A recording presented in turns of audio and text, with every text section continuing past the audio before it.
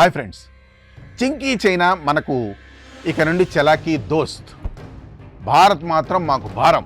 ఇటువంటి స్టేట్మెంట్లు ఈ మధ్యకాలంలో టక్కు టమారపు ట్రంప్ నోటి వెంట అడపాదడపా వస్తూనే ఉన్నాయి. అలాంటి స్టేట్మెంటే ఇటీవల సోషల్ మీడియాలో తెగ వైరల్ అవుతుంది. అమెరికా కాలేజీలు చైనా స్టూడెంట్స్ లేకుండా నరకానికి పోతాయి అని ట్రంప్ గారు సెలవిచ్చారు. ఇది 2025లో తాజా ట్రేడ్ ట్యాక్స్ మధ్య వచ్చిన షాకింగ్ స్టేట్మెంట్ అని చెప్పుకోవచ్చు. దీని గురించి ఇంకొంచెం వివరంగా తెలుసుకుందాం. వీడియో మొత్తం స్కిప్ అవ్వకుండా చూస్తే ట్రంప్ గారి నిజ స్వరూపం చూపిస్తాం. 2025 ఆగస్టు 28 నాటికి ట్రంప్ చైనాతో ట్రేడ్ ట్యాక్స్ మధ్య ఒక భారీ యూటర్న్ అయితే తీసుకున్నారు.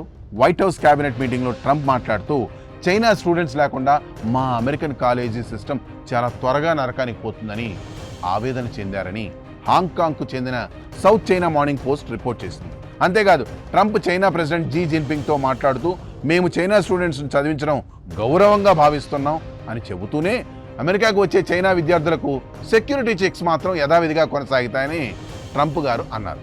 అలాగే మేము 6 లక్షల చైనా స్టూడెంట్స్ను స్వాగతిస్తున్నాం, ఇది మాకు చాలా ముఖ్యమని ప్రకటించారు. దీనికి ప్రతిస్పందనగా ట్రంప్ వారి మాగా బేస్, మాగా అంటే మీకు గుర్తుంది కదా, మేక్ అమెరికా గ్రేట్ అనే ఆ బేస్ నుండి భారీ బ్యాక్లాష్ వచ్చింది, భారీ వ్యతిరేకత వచ్చింది. రిపబ్లికన్ నాయకులు లాంటి మార్టోరీ టైలర్ గ్రీన్ ట్రంప్ చైనా విద్యార్థులపై ఇచ్చిన స్టేట్మెంట్ మీద మండిపడుతూ ఇది మ్యాడ్నెస్ అని అన్నారు. కానీ ట్రంప్ మాత్రం తనదైన స్టైల్లో డిఫెండ్ చేస్తూ చైనా స్టూడెంట్స్ లేకుండా మా యూనివర్సిటీలు దెబ్బతింటాయి, ఇది మ్యూచువల్ బెనిఫిట్ అని తనకు తాను సమర్థించుకున్నారు. ఎకనామిక్ టైమ్స్, రాయిటర్స్ లాంటి సోర్సెస్ ప్రకారం అమెరికా కాలేజీలు చైనా స్టూడెంట్స్ ఫీజు, ట్యూషన్ మీద డిపెండ్ అవుతున్నాయి. వారు $1 బిలియన్ తెస్తున్నారు, కానీ సెక్యూరిటీ కన్సర్న్స్ వల్ల గతంలో రెస్ట్రిక్షన్స్ పెట్టారు. ఇప్పుడు అమెరికాతో ట్రేడ్ డీల్తో వాటి కోసం యూటర్న్ తీసుకుంటున్నారు.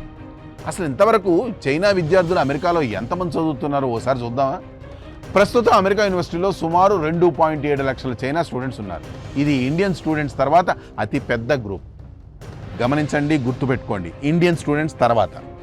ట్రంప్ మాటలు విని China foreign ministry spokesperson Guo Jiakun react అయ్యాడు. అమెరికా ట్రంప్ కమిట్మెంట్ను పాటించాలి, మా స్టూడెంట్స్ను హెరాస్ చేయకుండా వారి హక్కులు కాపాడాలి అని ఎద్దేవా చేశారు. అంటే చైనా వాళ్ళకి తెలుసు వీళ్ళు ఎలా డీల్ చేస్తారో అనేది.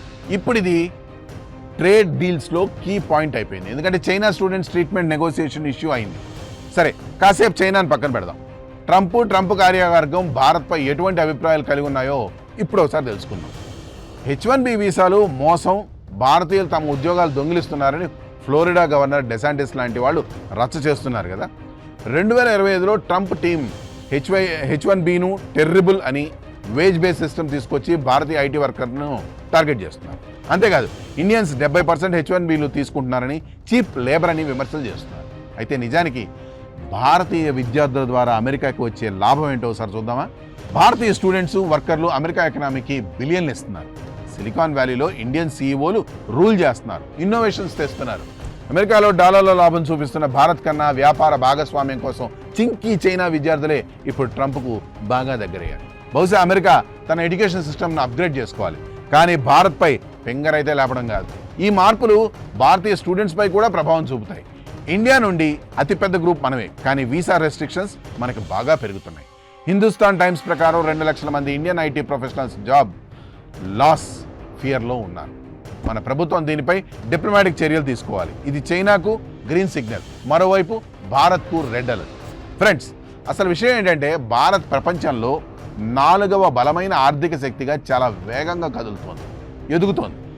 ఇది ట్రంప్కు కంటగింపుగా ఉంది. అంతే, తన వ్యాపార తెలివితేటలు ఉపయోగించి భారత్ వైపే వాణిజ్యపు కత్తి విసిరి కయ్యానికి కాలు దూకుతున్నాడు. ముందు ట్రంప్ భారత్పై ఇంకా ఇలాంటి ఆయుధాలు ఎన్ని ప్రయోగిస్తాడో చూడాలి. చూశారుగా ట్రంప్ నిజ స్వరూపం. దీనిపై మీ ఆలోచనలను కామెంట్స్ రూపంలో తెలియజేయండి.